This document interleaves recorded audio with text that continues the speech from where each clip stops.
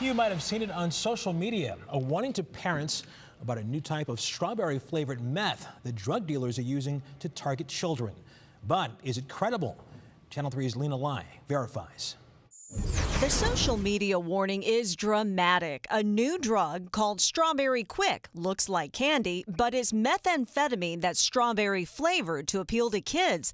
The warning comes with a graphic photo of a child who presumably fell victim. The first warnings of this type of meth began in 2007, starting with a drug raid in Carson City, Nevada. Detectives found pink-colored meth that the drug dealer marketed on the street as strawberry meth. It led to this law enforcement bulletin, and the media ran away with it. So what about Strawberry Quick or flavored meth? Have you heard of that one? The reports were accurate at the time. But one problem, the Carson City sheriff, who is still on the job, says the story has changed. In an email, Sheriff Ken Furlong says the investigator later believed it was nothing more than methamphetamine colored pink. So does strawberry-flavored meth really exist? We turn to the DEA, the National Institute on Drug Abuse, and the Partnership for Drug-Free Kids. All three agencies say they cannot verify or have no data on the existence of strawberry meth.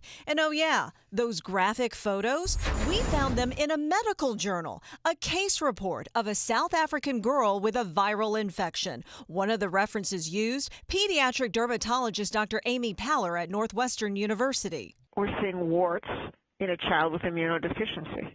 Dr. Paller's not happy about the girl's photo being misused. First of all, this poor girl, can you imagine? Fortunately, she doesn't know that this is going on. While the strawberry-flavored meth warning is false, there are real concerns about colored meth being packaged as candy. Last year, police seized 600 pounds of meth lollipops in Texas. For Verify, I'm Lena Lai.